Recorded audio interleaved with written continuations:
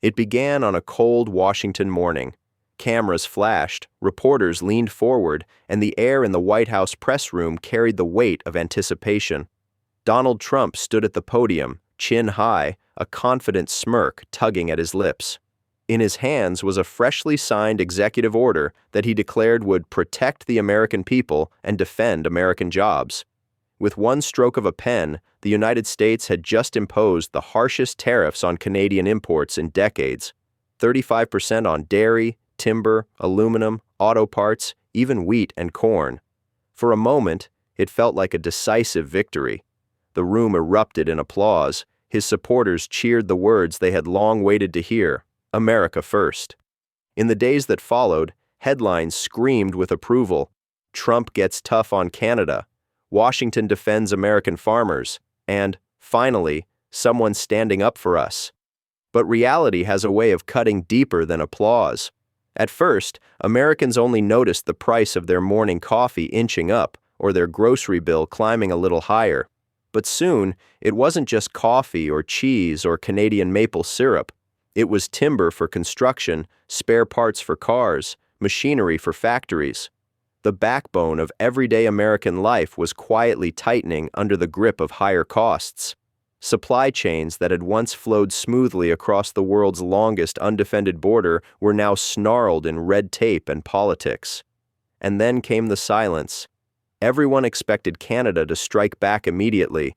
Retaliatory tariffs, angry press conferences, legal battles at the World Trade Organization.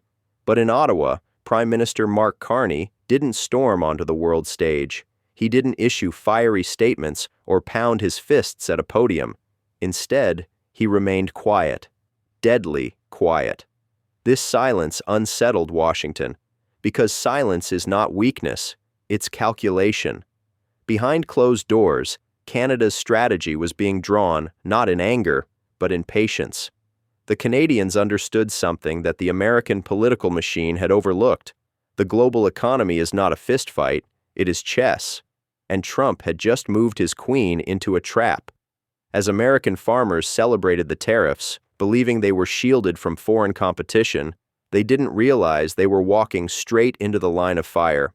Canada knew exactly where to strike back. Soybeans, corn, wheat, cotton, dairy, the lifeblood of America's agricultural heartland. The very states that had cheered Trump the loudest were about to feel the ground shift beneath them. Weeks later, without fanfare, Canada announced a retaliatory tariff package that cut deep into American exports. Shipments were stalled at ports, farmers watched helplessly as their grain rotted in silos, and dairy cooperatives across Wisconsin and Minnesota scrambled to find buyers. Suddenly, the same farmers who had once hailed Trump as their defender were staring at bankruptcy. On one farm in Iowa, a third-generation soybean grower stood in his empty barn, looking at a harvest he couldn't sell. "They told us we'd win," he muttered, "but all I see is loss." His words echoed the sentiment spreading across the Midwest. The hammer that was meant to crush Canada had landed on American toes. Meanwhile, in Ottawa, Canadian officials quietly expanded trade agreements with Europe and Asia. New contracts were signed, new markets opened, and Canadian farmers began shipping wheat to countries that had once relied on American supply.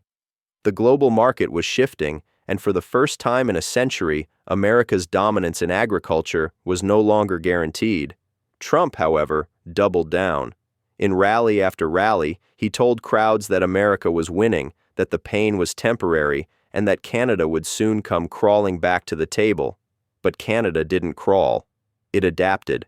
And the more it adapted, the more isolated America became. Economists began calling it the economic nuclear button. A tariff war between two of the closest trading partners in history wasn't just about goods crossing borders. It was about trust collapsing, alliances fraying, and ordinary people paying the price. History, too, offered a grim reminder. The last time America had turned inward with such aggression was during the 1930s, when tariffs like the infamous Smoot-Hawley Act deepened the Great Depression and set off a chain reaction of global retaliation. Back then, it wasn't just markets that collapsed, it was peace itself. As months dragged on, the cracks widened. In Detroit, auto manufacturers laid off workers because parts from Canada had become too expensive. In California, grocery store shelves carried less variety as imported goods vanished. In New England, construction slowed as Canadian timber was replaced by costlier alternatives. But the most haunting images came from America's farms: fields of unsold crops, barns half empty, farmers gathering in town halls not to celebrate, but to beg for federal relief. The very people tariffs were supposed to protect had become its victims. And across the border, Canada watched quietly, strategically.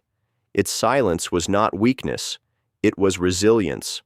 For decades, Canada had been America's junior partner in trade, often overlooked, often underestimated.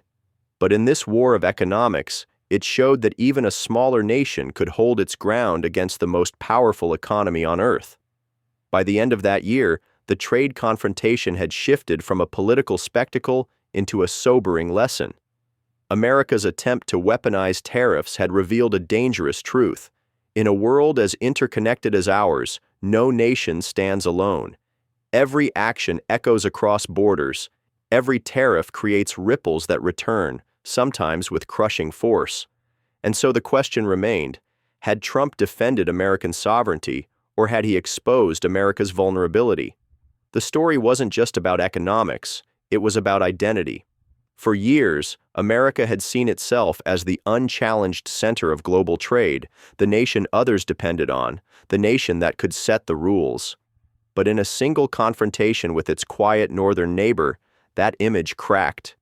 In the streets of Toronto and Vancouver, life carried on with quiet determination. Farmers diversified, companies sought new partners, and the Canadian government used the crisis as an opportunity to strengthen ties beyond the United States. Meanwhile, in the small towns of America's heartland, resentment grew. The slogans of America First rang hollow against the reality of unpaid bills and unsold crops. Perhaps that is the irony of power. It can be displayed with bluster, it can be declared with executive orders, but in the end, real strength lies not in how loudly a nation roars, but in how wisely it plays the game. The US-Canada tariff war became more than just a policy dispute. It became a mirror reflecting the fragility of global trust and the hidden costs of nationalism. A stage had been set for confrontation, but it was not only nations being tested, it was the principles they claimed to stand for: cooperation, fairness, resilience. And when the dust settled, one lesson stood clear: tariffs are not just about numbers on a balance sheet. They are about people: farmers in Iowa, workers in Detroit, families in Montreal, shopkeepers in Vancouver, lives stretched across borders, tied together by invisible threads of trade, threads that, when cut, reveal just how much we all depend on one another. So the next time a politician declares victory with the stroke of a pen, remember this story. Remember the silence of Canada, the struggle of American farmers, and the way a single decision turned allies into adversaries. Because history may repeat itself, and the world may once again learn the hard way that in global economics, there are no true winners in a war of tariffs.